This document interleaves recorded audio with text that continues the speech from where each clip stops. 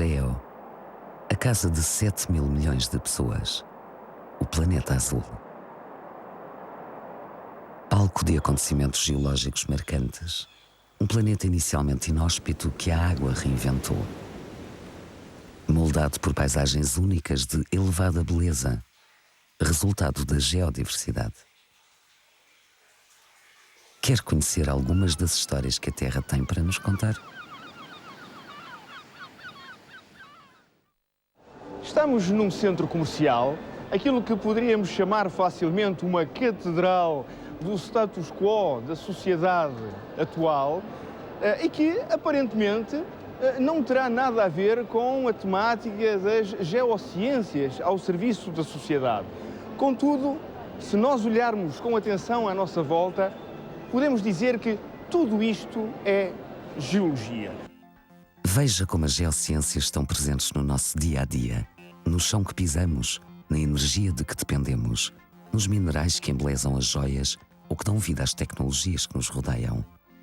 Matérias-primas decisivas na evolução da humanidade. Nós temos os agregados dos materiais de construção, passando pelas tintas, passando pelas estruturas metálicas, continuando nos vidros, olhando para os produtos que estão à venda nas diferentes lojas, que vão desde produtos de alta tecnologia, passando por produtos sintéticos com derivados de petróleo. Ora, é esta realidade que nos leva para a importância do trabalho desenvolvido pelos geocientistas. Geocientistas que trabalham na busca destas substâncias, outros na exploração das mesmas, há ainda outros que trabalham na sua transformação e outros na sua aplicação. Se julga que esperar 40 anos para ver uma floresta adulta é muito tempo, e que um caracol é um animal lento por percorrer apenas 10 metros em 2 horas, prepare-se para entender o presente como a fração de um segundo geológico.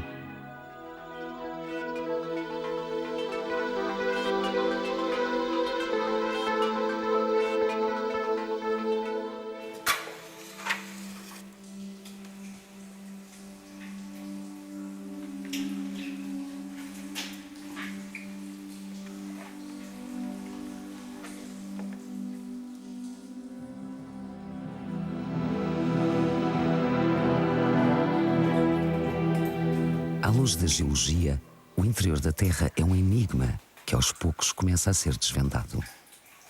É graças ao conhecimento científico desenvolvido ao longo dos tempos que é possível compreender a formação desta rocha.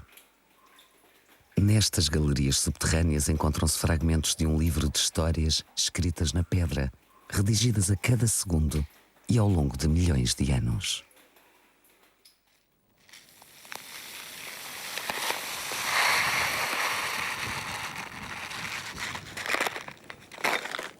Perceber a formação da Gruta da Moeda é um processo que é ao mesmo tempo simples e complicado. Simples porque os processos que estão associados à sua formação são relativamente fáceis de percebermos. Complicado porque nos obriga a falar em milhões de anos. E o conceito de milhão de anos é um período de tempo que está muito para além daquilo que nós conseguimos visualizar. Só para vocês terem uma ideia, temos aqui 1 kg de arroz. 1 kg de arroz são aproximadamente 50 mil grãos. Se eu quiser visualizar 1 milhão de anos, o que eu tenho que fazer é muito simples. Em vez de usar 1 kg de arroz, uso 20 kg de arroz. Conforme todos imaginamos, é um período de tempo que está muito para além daquilo que nós conseguimos imaginar. E, no entanto, é um período de tempo que eu diria quase que inútil em termos de perceber a formação dos calcários que constituem a Gruta da Moeda. Água mole em pedra dura, tanto dá até que fura. E na realidade o que é que nós vemos? Vemos que os calcários são rochas que normalmente estão intensamente fraturadas. Temos aqui uma série de fraturas. A água da chuva não é uma água pura, porque a água da chuva, ao atravessar a atmosfera, carrega-se dióxido de carbono e transforma-se numa água ligeiramente acidificada pelo ácido carbónico. Quando chega ao solo, o próprio solo também fornece dióxido de carbono. E, portanto, aquilo que nós temos a circular no meio das fraturas do calcário é um fluido, é uma água que está ligeiramente acidificada. A ação desta água durante alguns milhares de anos vai ser capaz de produzir alterações profundas nos calcários. Nós não temos milhares de anos para estar aqui a ver qual é a ação da água e por isso podemos usar um truque. Em vez de usar água, vou usar um ácido ligeiramente diluído e deitar o ácido na rocha e ver o que acontece. Nas regiões calcárias, as fendas e as diaclases permitem criar um mundo desconhecido, bem abaixo dos nossos pés, moldado pela água e pelo dióxido de carbono nela dissolvido. E agora estamos a ver aqui o resultado da ação da chuva que se vai infiltrando nas fraturas. É como se tivéssemos uma traça que ia roendo um livro de histórias e ia abrindo buracos através das folhas, e é isto que a água fez aqui e é esta a gênese da Gruta da Moeda. As esculturas de calcite preenchem o vazio, originando estruturas cársicas de grande beleza. Estas resultam da acumulação de partículas de carbonato de cálcio, transportadas e depositadas pela água que percola no maciço calcário ao longo de séculos. Em média, uma estalactite cresce 0,3 milímetros por ano. Forma-se ao ritmo do tempo geológico. Lentamente, gota a gota, como o suave respirar de uma gruta em constante evolução. Estas superfícies que nós estamos aqui a ver, esta e esta, chamamos superfícies de estratificação, e aquilo que temos entre estas duas superfícies é uma camada. E esta camada de rocha que está aqui, que é um calcário, demorou muitos milhares de anos ou centenas de anos a formar-se.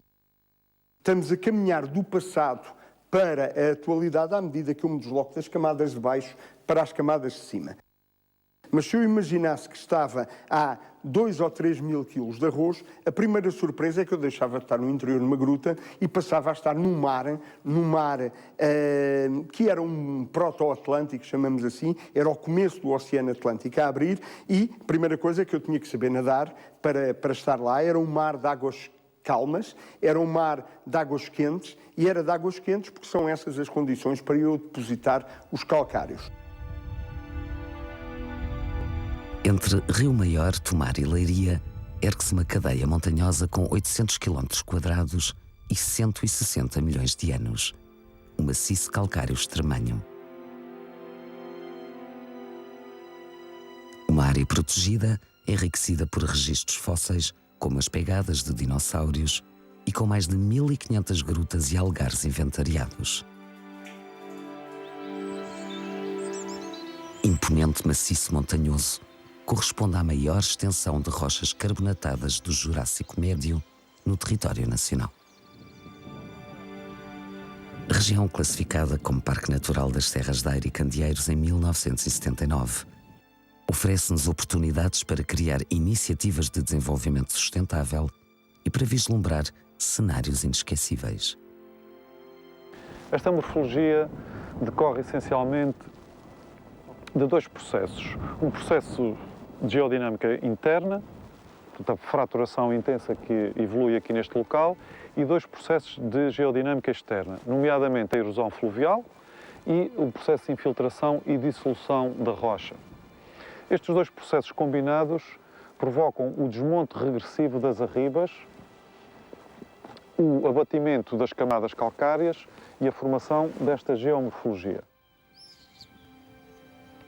A Fórnia de Alcaria, majestoso anfiteatro natural com 500 metros de diâmetro, formado por rochas resultantes da acumulação de sedimentos carbonatados no Oceano Atlântico primitivo, em águas quentes e pouco profundas. Como chegaram até aqui? Enfrentaram o jogo de forças entre as placas terrestres. São montanhas contemporâneas dos Alpes e dos Pirineus. Este local tem bastante interesse geológico e deve ser preservado porque pode funcionar como um georrecurso e como património natural. Enquanto georrecurso, porque tem potencialidades turísticas óbvias e também pode funcionar como um local didático, pedagógico da geologia. Enquanto património natural, devido à sua espetacularidade. Devido a estes dois aspectos, georrecurso, património natural, o geólogo deve dar indicações e promover a preservação deste espaço. Nesse sentido, as atividades atrópicas nestes locais devem ser controladas e evitadas ao máximo. Um vale talhado pela água que continua a recuar. Nesta paisagem de serranias ocas, a água da chuva infiltra-se através das fendas e diaclases, percorre verdadeiros labirintos subterrâneos e volta a ver a luz do dia em nascentes como esta. Aqui nasce o rio Almonda, depois de percorrer 13 quilómetros de extensas galerias. Nos olhos de água do Alviela, encontramos a nascente cárcica mais importante do maciço calcário extremanho e com maior caudal do país.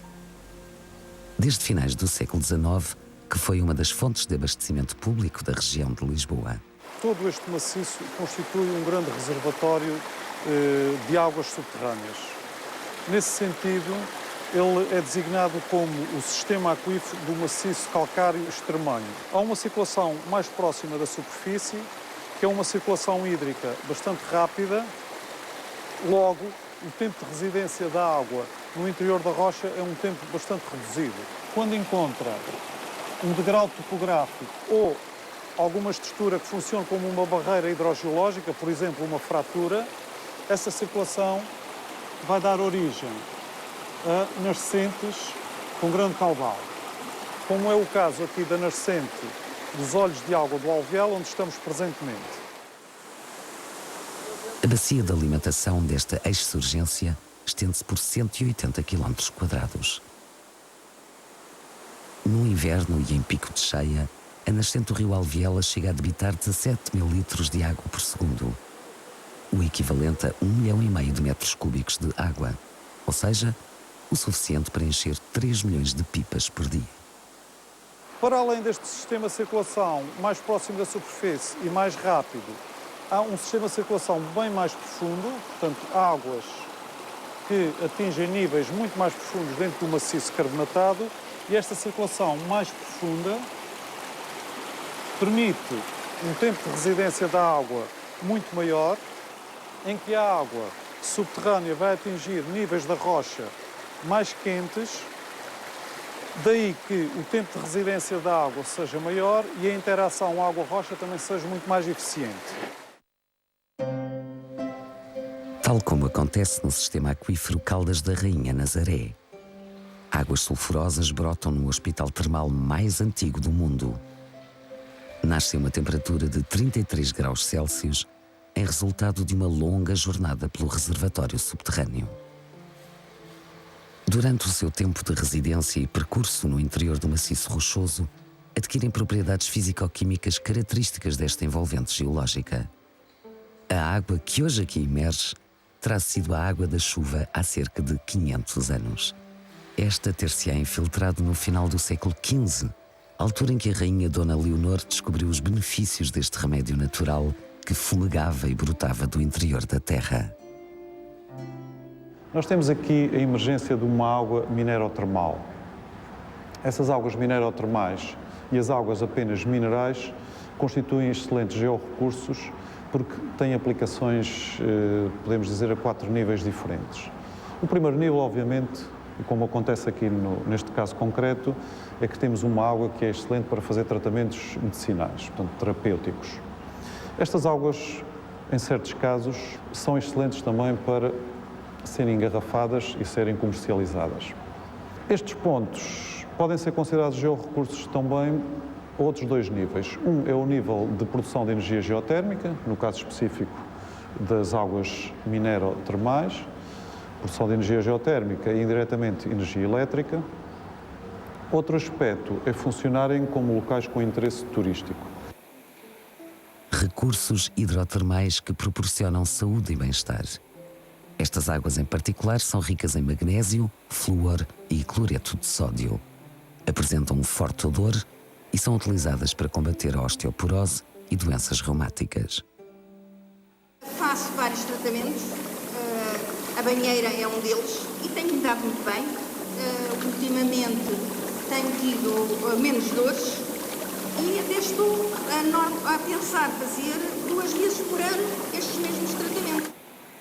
Os recursos hídricos subterrâneos são um grupo de georrecursos que merecem a maior atenção. Os geólogos têm um papel fundamental neste capítulo da preservação e da gestão sustentada destes georrecursos. O papel do geólogo começa logo nas fases iniciais, nomeadamente na fase de pesquisa, prospecção e de caracterização de todo o sistema geológico, neste caso é um sistema hidrogeológico, que envolve o próprio recurso hídrico. Após a fase de prospecção, pesquisa, conhecimento e caracterização deste sistema, o geólogo deve permanecer ligado à gestão e à exploração do recurso hídrico, nomeadamente zelando pela sua qualidade e pela sua quantidade.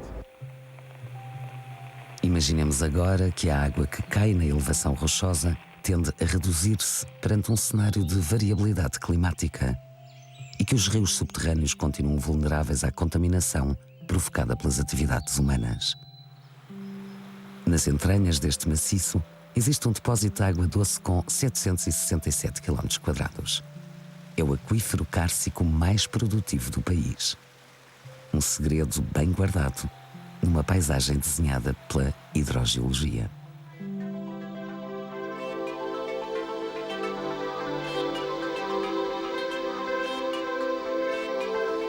Ao longo das falésias do Cabo Mondego, folheiam-se os capítulos da história geológica do país e do Oceano Atlântico.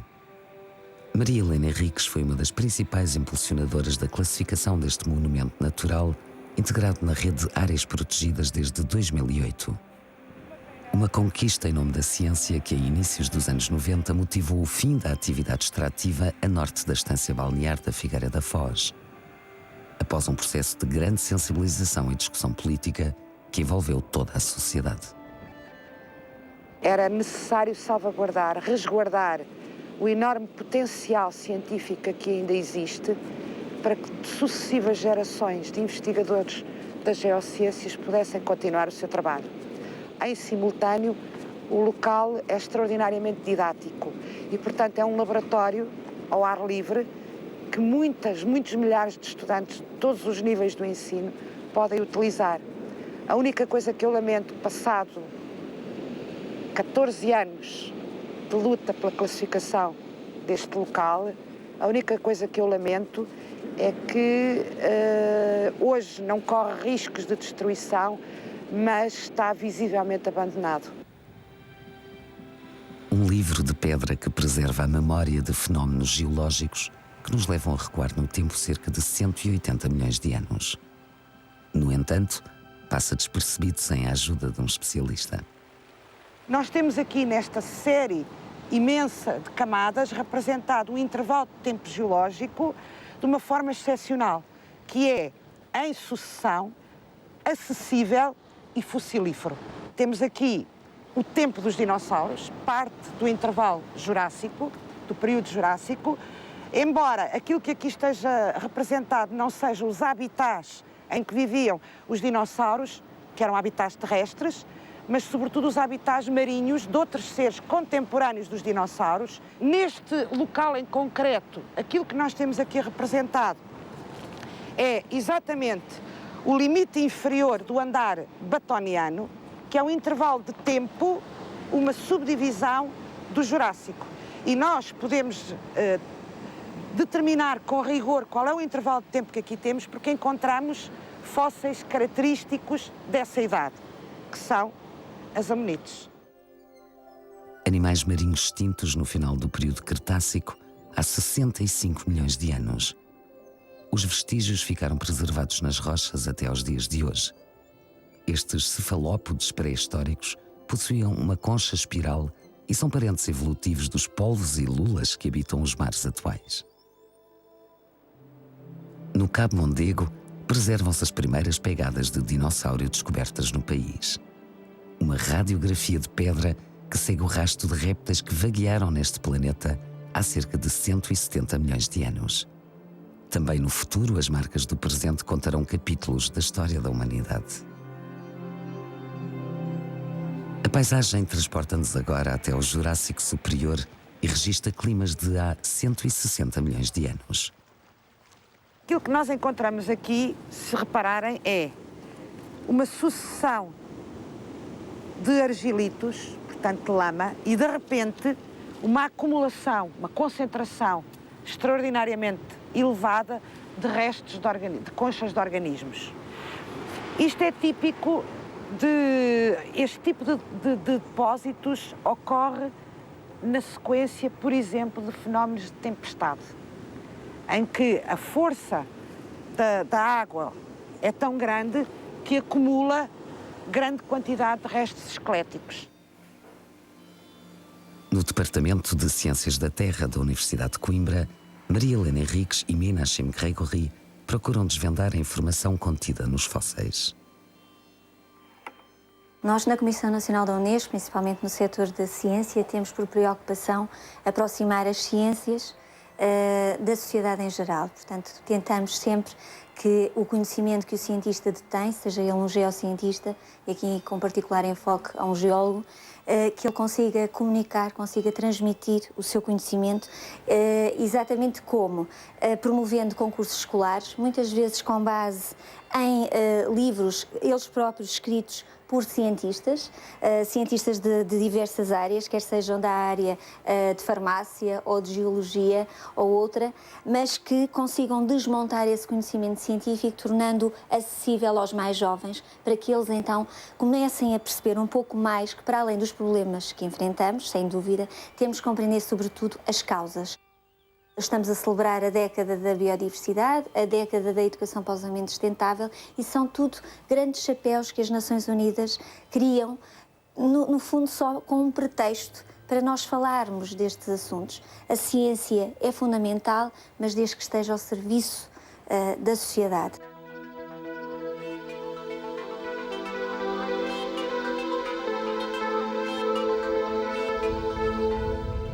Um verdadeiro postal turístico, a Serra da Estrela.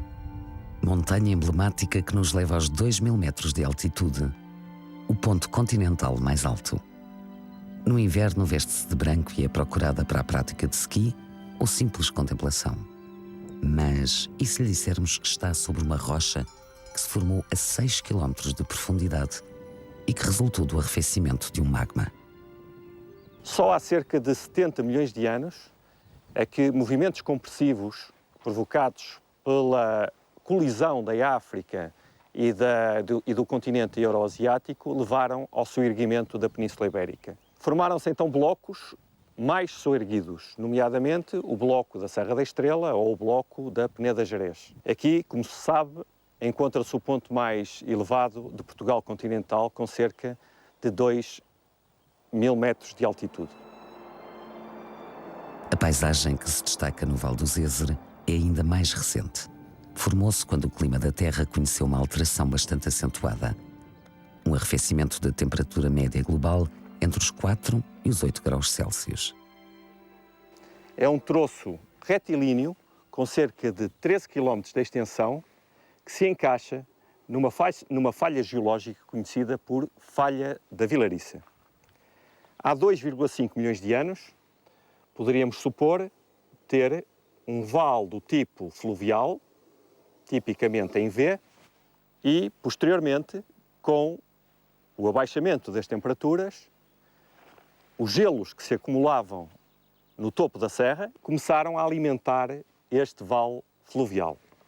Significa, então, que a partir dessa altura, o gelo começou a ocupar o vale fluvial, mas começou também a exercer um efeito de erosão nas suas margens, levando então ao seu alargamento e à formação de um vale com a forma atual em U.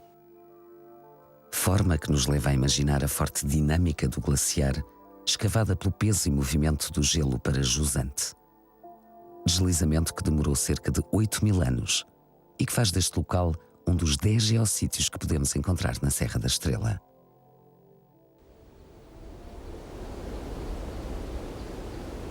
Uma calote de gelo que fluiu em direção ao mar deixou um rastro semelhante a uma extensa autoestrada glaciar. Materiais rochosos foram arrastados, mas nem todos chegaram ao fim da viagem. O Poio do Judeu é um bloco de pedra errático que nos mostra o poder de transporte da massa de água gelada. O peso calculado é de 400 toneladas. Parece-lhe pouco? É o equivalente a um Boeing 747 com 600 pessoas a bordo.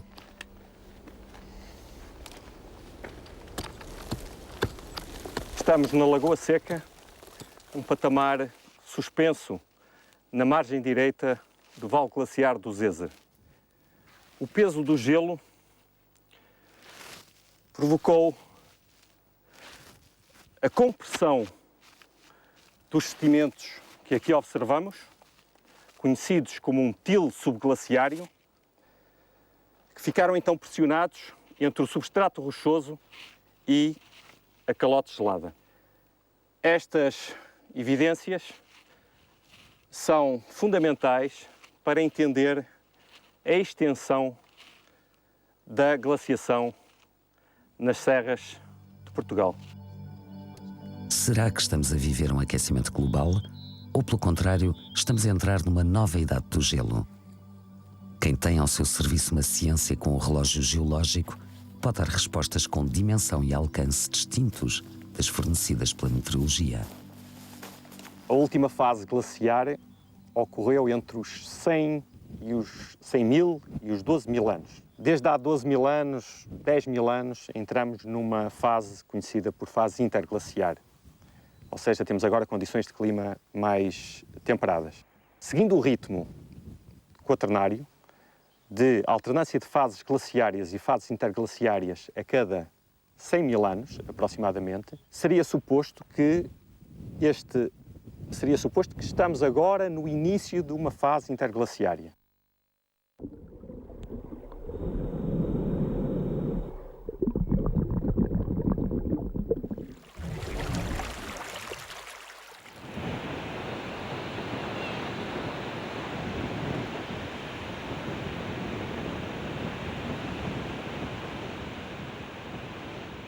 Surpreendido com o aspecto do areal? Em Esposende, a chegada do inverno relembra que estas edificações construídas em zonas de risco estão em perigo ano após ano. Aqui e um pouco por todo o litoral português, mais de um terço da orla costeira sofre de elevado risco de erosão.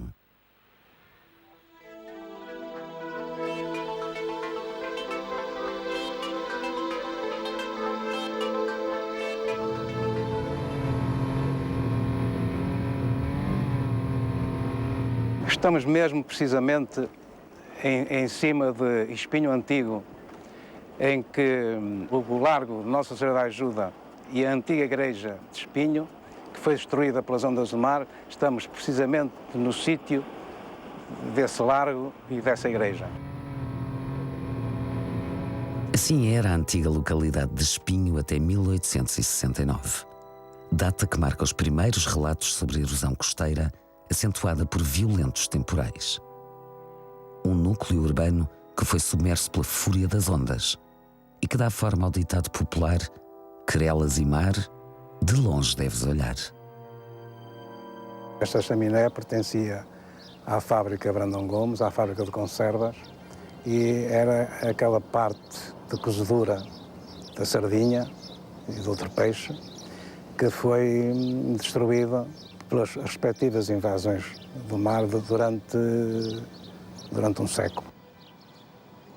Além desta fábrica, foram destruídos, portanto, centenas de casas dos pescadores, dos palheiros antigos também, que moravam perto da praia. A violência das ondas fez-se sentir sobretudo a sul da povoação e, ao longo dos anos, alterou a linha de costa.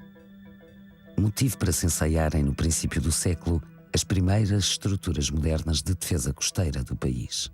Na costa ocidental portuguesa, como por exemplo aqui a zona de Espinho, a ondulação é vulgarmente proveniente de noroeste, incidindo na costa sensivelmente na diagonal. Isto gera um movimento dos sedimentos em zigue-zague que se vai desenvolvendo de norte para sul, resultando num movimento generalizado dos sedimentos de norte para sul, a uma corrente que chamamos corrente de deriva litoral. As estruturas de defesa vulgarmente utilizadas no nosso território são estruturas transversais à costa do tipo esporão. São estruturas pesadas de engenharia, constituídas normalmente por rochas. Estas estruturas bloqueiam o transporte longe-litoral de sedimentos, formando praias em cunha a montante destas estruturas e provocando normalmente refração da ondulação e, como há um menor aporte de sedimentos a jusante, há normalmente a intensificação da erosão das praias, formando praias côncavas como aquelas que aqui vemos. Soluções de pedra e de betão que se assumem como obstáculos a um processo natural, mal compreendido, raras vezes respeitado. Basta percorrermos o litoral do país, a área de residência de 70% da população portuguesa. Durante um período frio que terá ocorrido entre os séculos XVI e o século XIX, conhecido como a Pequena Idade do Gelo, houve uma retração do nível do mar, portanto ele terá estado sensivelmente abaixo do nível atual, e importantes localidades costeiras portuguesas, como é o caso de Espinho, aqui atrás, cresceram e desenvolveram-se, expandiram-se neste contexto climático. Após o século XIX, e especialmente durante o século XX, o mar terá subido cerca de 1,7 milímetros por ano, em média, e isso terá levado a um aumento da erosão destes núcleos urbanos, obviamente criando problemas. Por si só, contudo, esta subida não justifica todos os problemas erosivos que estamos a observar na costa portuguesa na atualidade. Fatores locais, como o abastecimento de sedimentos, especialmente a quantidade desses sedimentos, a destruição das estruturas naturais, a construção de estruturas fixas em locais altamente dinâmicos e a consequente necessidade de obras de defesa costeira têm implicações muito importantes em aspectos de erosão a nível local. Estamos numa praia de Cortegaça e esta forma é uma arriba de erosão. É uma estrutura que se desenvolve por ação do mar quando se desmoronam estes sedimentos que são facilmente desagregáveis. Esta forma tem migrado com o tempo e, acompanhando o movimento desta forma, podemos calcular a taxa de evolução que este setor costeiro teve. Nesta região do concelho de Ovar, os especialistas preveem um recuo acentuado da linha de costa. Até 2050, as zonas de risco vão intensificar-se. Bens e infraestruturas vão estar permanentemente em rota de colisão com o mar. A riba de erosão migrou com o tempo e podemos andar no passado, sendo que aqui era a posição deste indicador em 2004. Sensivelmente nesta posição, era a posição onde estava este indicador em 2001.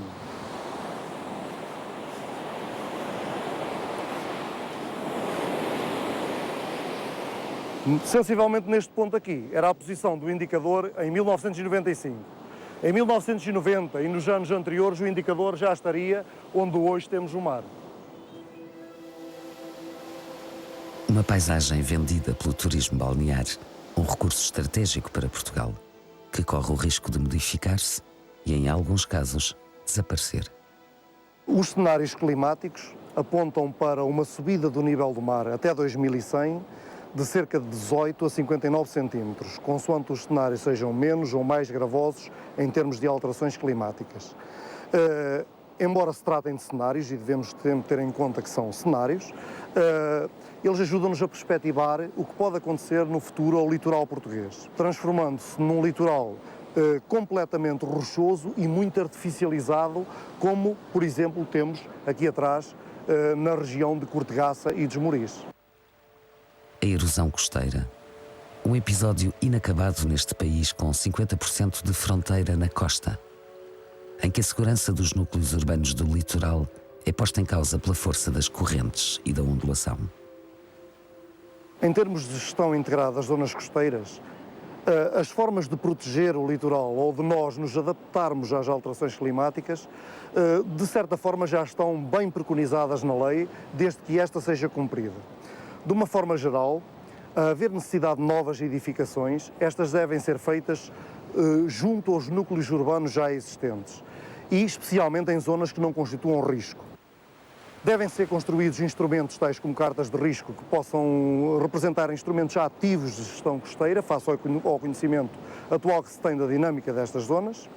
As zonas não urbanizadas devem ser escrupulosamente protegidas e não urbanizadas, devem-se manter naturais. Algumas zonas que já estão fortemente ocupadas, como por exemplo Espinho, obviamente deve ser feita a defesa costeira, mas essa defesa costeira deve ser planeada e os seus efeitos convenientemente monitorizados. Em alguns casos, e deve ser algo que deve ser fortemente equacionado pelos nossos políticos, em alguns casos pode ser economicamente viável uma retirada estratégica com renaturalização do litoral. Pode uma gruta ser uma janela para o interior da Terra? E a existência de uma falha geológica molda o território em que vivemos? Quantas vezes parou para admirar as escarpas de uma falésia ou os contornos de uma montanha? O que se passa, por exemplo, nos geoparques ou mesmo nas reservas da biosfera são exemplos práticos em que as pessoas são chamadas para estes territórios, que fazem parte desses mesmos territórios, têm que os compreender, têm que os valorizar, eles são de facto uma mais-valia. E eu falo aqui, por exemplo, em termos de turismo.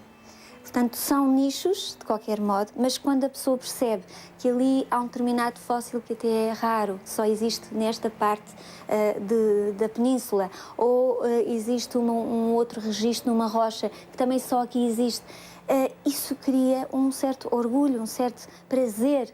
Portanto, o ir para a natureza, para além da educação ambiental que necessitamos, é também saber valorizar o que estamos a ver. E para isso precisamos de uma explicação.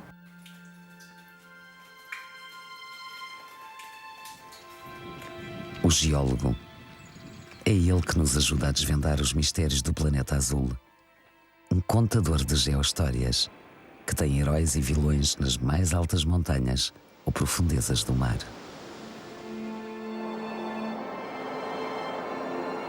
As variações climáticas e a evolução da vida. A importância de conhecermos o registro geológico, aquilo que ficou de alguma forma escrito nas rochas e que nos permite perceber os eventos do passado e a importância que esses eventos tiveram na biodiversidade do passado, que no fundo justifica a biodiversidade da atualidade.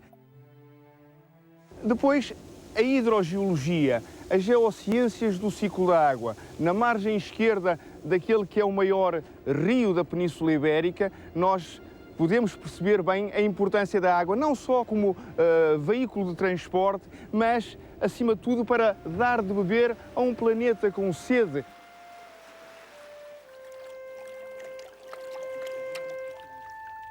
Os recursos da Terra que são finitos à escala de vida humana. Embora na escala geológica possam ser reciclados, à escala de vida humana eles são finitos e é necessário nós percebermos quais de utilizarmos esses recursos de uma forma sustentável. Não esquecermos nunca que vivemos num planeta em constante dinâmica. E essa dinâmica nós não temos força para nos opormos a ela. Nós temos de aprender a viver com essa realidade. E as geociências e o trabalho dos geocientistas ajudam-nos a perceber como mitigar esses riscos de vivermos neste planeta tão dinâmico. Despertámos-lhe o interesse pela geologia? Consegue ter agora um outro vislumbre da geodiversidade que lhe faz companhia todos os dias? Nas palavras de Eugênio de Andrade, foi sempre pelos olhos dos nossos poetas que o português viu mais longe e vai mais fundo. E por que não ver o geólogo como um poeta que lê e vê nas pedras o nosso passado e desvenda um pouco do nosso futuro?